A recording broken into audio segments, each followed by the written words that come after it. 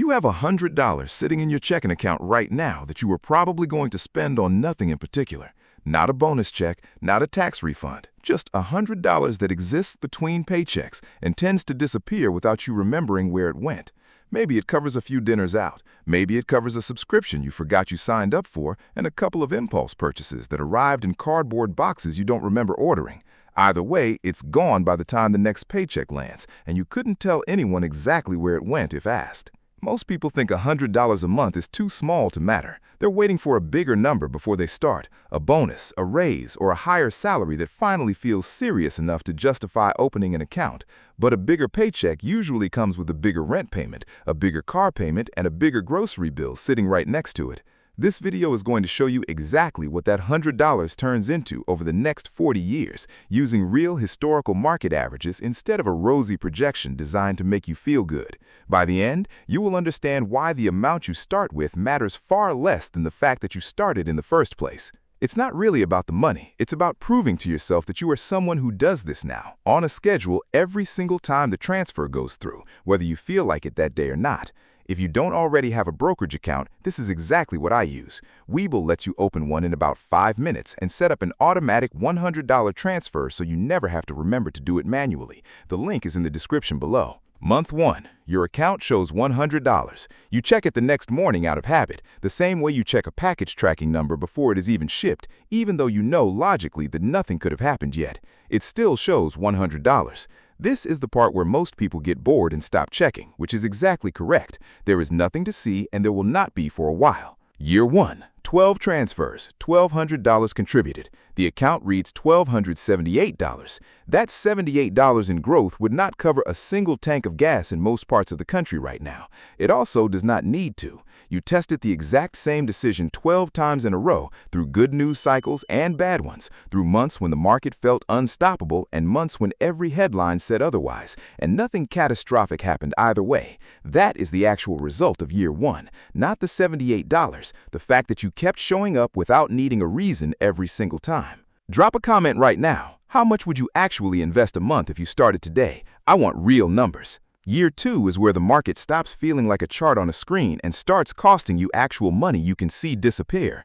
8 months in, the S&P 500 drops 14% over an 11-week stretch, a completely normal occurrence that happens roughly every few years, and that financial news will describe as if it were the end of something. Your account, which had grown to $2,650, drops to $2,280 almost overnight. You watch $370 disappear, roughly what you would pay for a week of groceries for a family of 4, without doing anything to deserve it, and without making a single bad decision yourself. This is the moment most people quit, not because the math turned bad, because watching a number go down feels like punishment, even when you know intellectually that it is not, even after reading every article telling you this is normal and happens to every investor who has ever lived through a downturn. Here's what happens if you stay anyway. Your scheduled $100 transfer goes through on the same day it always does. It doesn't check the news before it sends. That $100 buys more shares than it did 2 months earlier because the price per share is lower than it was.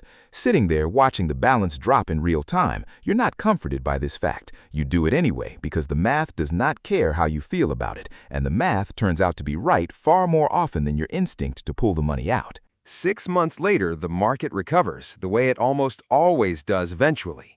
The shares you bought during the drop are now worth more than what you paid for them. The account that dropped to $2,280 is back above $2,650 by year's end, and the discipline during the bad months is the entire reason the good months count for as much as they do. Here is what you need to understand about investing in the market. No investor has ever lost money over a 20-year stretch in the S&P 500's history. Not once. Every single rolling 20-year period since the index existed has ended positive, including the ones that started right before the Great Depression and right before the 2008 crash. The drop you just watched is not a risk to your plan. It is the plan working on a timeline most people never give it. Year 5. $6,000 contributed total. Account balance approximately $8,200. You now have more sitting in this account than the average new car down payment, built from a number you once thought was too small to bother with, sitting quietly in the background of a life that probably looks exactly the same as it did 5 years earlier in most other respects. You have not noticed the account growing because growth this early is slow and quiet. That is not a problem. A slow start is what a 40-year transfer schedule is supposed to look like in year 5. Year 10, $12,000 contributed total. Account balance approximately $52,000. Last year alone, the account grew by roughly $4,300 without you adding a single extra dollar beyond your normal transfer. Your $100 a month is now producing more in a single year than the amount you put in over an entire year. The money has started doing real work on its own, in the background, while you go about the rest of your life completely unaware of it most days. You did not get smarter at investing between year 1 and year 10. You just stopped interfering. Think about what you were actually doing during those 10 years.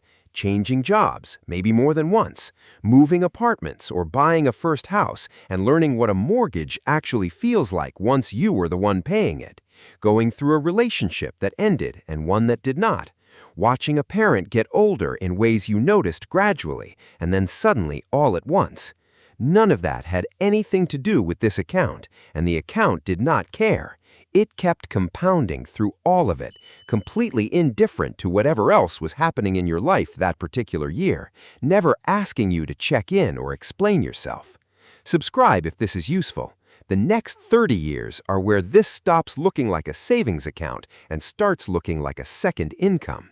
Year 20, $24,000 contributed total. Account balance approximately $131,000. The market alone added roughly $107,000 you never deposited and never worked a second job for. That is more than most people earn from an entire year at a full-time job, generated by a habit that took 5 minutes to set up 2 decades earlier, and a transfer that has run on its own ever since. Year 40. $48,000 contributed across 4 decades. The account balance is approximately $740,000. The gap between what you put in and what is sitting there now is $692,000. Built by 480 transfers nobody else ever saw or congratulated you for. By the months you did not sell during a downturn, even when it felt uncomfortable to leave the money in, and by every single paycheck day when $100 went into an index fund instead of disappearing into something you could not name a week later. The account just made more money last year alone than you contributed across the entire first decade combined. That is the entire point of this story in one sentence. Here is the part most people get backwards. They are waiting for the right amount before they ever start. The bonus, the raise, the year it finally feels serious enough to take seriously. That moment does not arrive on its own schedule, and when more money does eventually show up, the habit of waiting usually shows up right alongside it, fully intact, ready to push the decision back another year the same way it always has. You do not need the right amount to begin. The $100 that felt too small in month 1 is the exact same $100 that becomes $740,000 40 years later. The only real difference between the version of you who has that account and the version who does not is whether the transfer happened on a normal Tuesday like every other transfer before it. If you do not have a brokerage account yet, Webull is what I use, and the link is in the description below. Set the transfer once, let it run for the next 4 decades. The $740,000 sitting there in 40 years will not look small, even though it started as $100. And if you want to see how investing $500 a month can make you $3 million, watch this video of mine next.